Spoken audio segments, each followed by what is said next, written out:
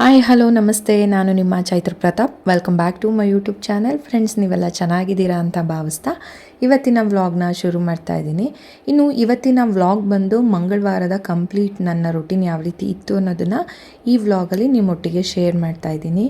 Friends, already ನಾನು Monday ವ್ಲಾಗ್ನ ನಿಮ್ಮೊಟ್ಟಿಗೆ share ಮಾಡಿದ್ದೀನಿ. ಅಂದರೆ ಶಾಪಿಂಗ್ ವ್ಲಾಗು, ಮಕ್ಕಳಿಗೆ ಸ್ಕೂಲ್ ಶುರು ಆಗುತ್ತಲ್ವ, ಏನೆಲ್ಲ ಥಿಂಗ್ಸ್ನ ಪರ್ಚೇಸ್ ಮಾಡಿದ್ದೀನಿ ಅಂತ ಹೇಳಿಬಿಟ್ಟು.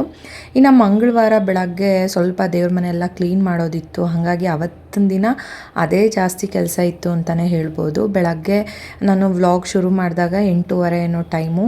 ಬೆಳಗ್ಗೆ ಬಿಸಿನೀರು ಕುಡಿಲಿಲ್ಲ, ಕಾಫಿನೂ ಕುಡಿಲಿಲ್ಲ. ಸೊ ನಾನು ಲಾಸ್ಟು 3-4 ವ್ಲಾಗ್ ಹಿಂದೆನೇ ಹೇಳಿದ್ದೀನಿ, ಸ್ವಲ್ಪ ಹುಷಾರಿರಲಿಲ್ಲ ಅಂತ ಹೇಳಿ. ಹಾಗಾಗಿ ಸ್ವಲ್ಪ ಕಷಾಯನ ಮಾಡ್ಕೊಂಡು ಕುಡಿದ್ಬಿಟ್ಟು ಟಿಫನ್ನ ಮಾಡಿಬಿಟ್ಟು ಕೆಲಸಗಳನ್ನೆಲ್ಲ ಶುರು ಮಾಡಿಕೊಂಡೆ. ಏನಪ್ಪ ಅಂದರೆ, ದೇವ್ರ ಮನೆ ಕೆಲಸನ ಮಾಡಲಿಕ್ಕೂ ಮುಂಚೆ ನಾವು ಫಸ್ಟ್ ಏನು ಮಾಡ್ತೀವಿ ಅಂತ ಅಂದರೆ, ಮನೆಯೆಲ್ಲ ಕಂಪ್ಲೀಟಾಗಿ ಕ್ಲೀನ್ ಮಾಡ್ಕೊತೀವಿ. ಲಾಸ್ಟ್ ಸ್ಯಾಟರ್ಡೆ ಏನು ಮಾಡಿದ್ದೆ, ಅಡುಗೆ ಮನೆ ಆಗಿರ್ಬೋದು, ಹಾಲಾಗಿರ್ಬೋದು, ಎಲ್ಲ ಧೂಳೆಲ್ಲ ಕೊಡುಕೊಂಡು ನೀಟಾಗಿ ಮನೆಯೆಲ್ಲ ಕ್ಲೀನ್ ಮಾಡ್ಕೊಂಡಿದ್ದೆ. ಬೆಡ್ ಸ್ಪ್ರೇ ಎಲ್ಲ ಚೇಂಜ್ ಮಾಡಿರಲಿಲ್ಲ. ಸೊ ಹಂಗಾಗಿ ಬೆಡ್ ಸ್ಪ್ರೇ ಎಲ್ಲ ಚೇಂಜ್ ಮಾಡಿ ಎಲ್ಲನೂ ವಾಶ್ ಮಾಡಲಿಕ್ಕೆ ಹಾಕ್ಕೊತಾ ಇದ್ದೀನಿ.